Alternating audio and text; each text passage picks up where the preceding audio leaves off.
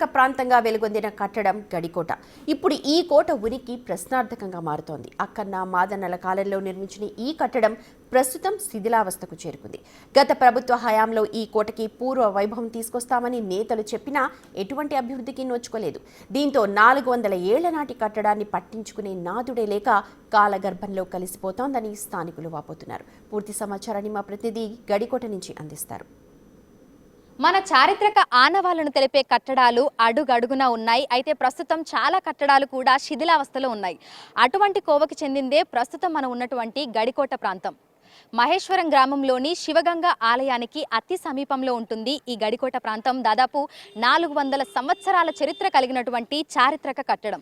కానీ ప్రస్తుతం ఈ గడికోట ప్రాంతం శిథిలావస్థలో ఉండి కనుమరుగైపోయే దశలో ఉంది.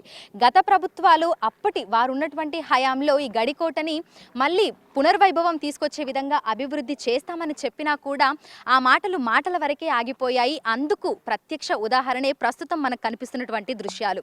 ఈ గడికోట ప్రాంత వైభవం గురించి ఒక్కసారి మనం చూసుకున్నట్లయితే మనకి ఎంట్రన్స్ నుంచి ఆ రాజసం అదంతా కూడా కనిపించే విధంగా దర్వాజాలు ఉంటాయి. లోపలికి వచ్చిన తర్వాత అడుగడుగున ఆనాటి చారిత్రక ఆనవాళ్లు అనేవి మనకు కనిపిస్తూనే ఉంటాయి.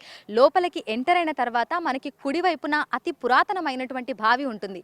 ఆ బావిని ఒకప్పుడు మంచినీళ్ళ కోసం ఉపయోగించే వాళ్ళు ప్రస్తుతం చెత్తా చెదారంతో కూరుకుపోయి ఉంది. మనతో పాటు మహేశ్వరంకి సంబంధించినటువంటి స్థానికులు ఉన్నారు. వీళ్ళు ఎన్నో సంవత్సరాల నుంచి గడికోట ప్రాంతాన్ని చూస్తున్నారు. వీళ్ళ తాత ముత్తాతలు కూడా ఈ ప్రాంతంలోనే నివసించి ఇక్కడే ఉన్నటువంటి వారు. మరి వీరికి ఏ విధంగా అనిపిస్తుంది? ఎందుకంటే వీరి గ్రామంలో ఇంతటి చారిత్రాత్మక నేపథ్యం కలిగినటువంటి ఒక ప్రాంతం ఉండటం, అది శిథిలావస్థకి చేరుకోవడం, మరి ప్రభుత్వాలకు వీళ్ళు ఏం చెప్పాలనుకుంటున్నారు ఏంటి అనేది కూడా వారి మాటల్లోనే అడిగి తెలుసుకుందాం. నమస్తే అన్న.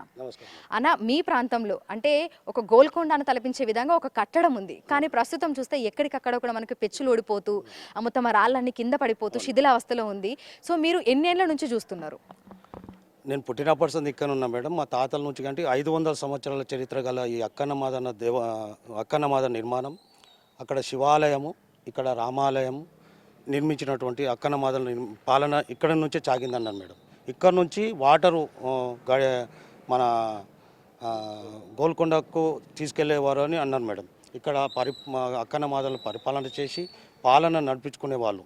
ఇక్కడ గత మేము 52 సంవత్సరాల నుండి 50 సంవత్సరాల నుంచి ఇక్కడ చూస్తున్నాం. ఇక్కడ బ్రహ్మోత్సవాలు, శ్రీ కోటమైసమ్మ బోనాలు కార్యక్రమాలు వేల మంది వచ్చి కార్యక్రమాలు చేస్తారు. ఇక్కడ శ్రీరామనవమి కళ్యాణం వేలాది మందిగా వచ్చి కళ్యాణ కార్యక్రమాలు చేస్తున్నారు. ఇక్కడ కార్యక్రమాలు కానీ ప్రభుత్వాలు మారుతున్నాయి, కానీ అభివృద్ధి మాత్రం జరుగుతలేదు. ఇక్కడ ఈ అక్కన్నమాదన కోట చరిత్రాత్మక కోట. దీన్ని పునర్నిర్మించాలని గత పాలకులు ఎన్నో చేస్తారని అనుకున్నారు, కానీ ఎక్కడిక్కడ కాలలేదు. గత ప్రభుత్వం సబితా ఇంద్రారెడ్డి గారు స్థానిక ఎమ్మెల్యే గారు, మన శ్రీనివాస్ గౌడ్ మంత్రి గారి గిట్ట విజిట్ చేశారు. ప్రభుత్వం కంటే ఒక 6 నెలల ముందు విజిట్ చేయడం జరిగింది. దీనికి పునర్నిర్మాణం చేసి రాళ్ళని ఊడిపోకుండా దీన్ని నిర్మాణం చేసి గేట్లు నిర్మాణం చేసి పార్క్ ఏర్పాటు చేసి భావితరాలకు వచ్చిపోయే వాళ్ళకు టూరిజం ప్యాకేజ్ కింద చేయాలని ప్రయత్నం చేశారు. కానీ ప్రభుత్వం 6 కోట్ల రూపాయలు ఎస్టిమేట్ వేయడం జరిగింది. కానీ ప్రభుత్వం మారడం వల్ల ఆ డబ్బంతా రిటర్న్ పోయింది. మేడం గారు దీని మీద చాలా కృషి చేస్తున్నారు. ఏదో చేయాలి, మహేశ్వరాన్ని కాన్సెస్ హెడ్ క్వార్టర్ ఇది నిర్మాణం చేయాలి, ఎంతో చేయాలని ప్రయత్నం చేస్తున్నా కానీ ప్రభుత్వ పరంగా బడ్జెట్ రాకపోవడం వల్ల ఇది జరిగింది. ఇప్పుడు ఈ ప్రభుత్వం కాంగ్రెస్ ప్రభుత్వం రేవంత్ రెడ్డి గారి పాలన దాన్ని నిర్మించి దీనికి కావాల్సినటువంటి నిధులను మంజూరు చేసి దీన్ని భవి తరాలకు చూపించాలని నా కోరుకుంటున్నాను మేడం. అన్న, మీరేమనుకుంటున్నారు? ఎందుకంటే చాలా చారిత్రాత్మక కట్టడాలను మనం చూస్తున్నాము. చాలా వరకు పట్టించుకోకుండా శిథిలావస్థలోకి వెళ్ళిపోయి అంటే అసలు అవి ఉన్నాయా అనేది కూడా తెలియకుండా అయిపోతుంది.